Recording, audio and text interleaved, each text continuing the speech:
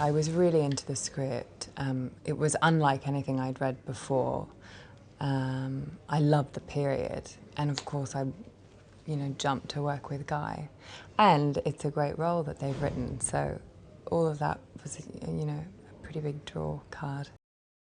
They're not exactly what you expect when you think of a villain, maybe, in a 60s spy film. Then again, a lot of the villains in 60s spy films are incredibly elegant, well-dressed baddies, which is what we're channeling in this, I think. But there is a comedy in the sort of, Victoria is very patronising, and you almost get the sense that Alexander's a little bit behind the 8 ball, so he's not quite aware of it. So there's fun to be had playing that, and we do awful things to people. I suppose we justify it for our cause, but it's quite gruesome. We've been actually shooting a torture scene today, as you do, which is horrific. And strangely enough, one becomes quite numb to the electric chair after one's tortured several people. Working with Guy, it's very collaborative. I think he gives his actors a lot of space, but he is also so alive with ideas and will come in and sort of seems to magic these amazing lines out of thin air, and will suddenly replace them or change them back. And it's a very kind of spontaneous process, I think, working with Guy. And there's also this wonderful thing that everything's slightly off kilter, which I love.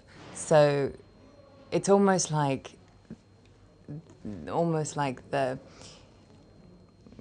stereotype, and then it's just slightly turned on its head. So he sort of has created this incredible 60s spy film, and it's beautiful, and it's an adventure, and you grow to love these spies, and you hate the baddies, and all the stereotypes, all the scenarios that you want to see in a 60s spy film. But then it's Guy, so he's just slightly turned it on its head. First and foremost, they're going to get a really fantastic ride. I think it's really thrilling, and it is an adventure, and it's a satisfying one. But I think what's really fantastic about this script is the characters, and they're really unique.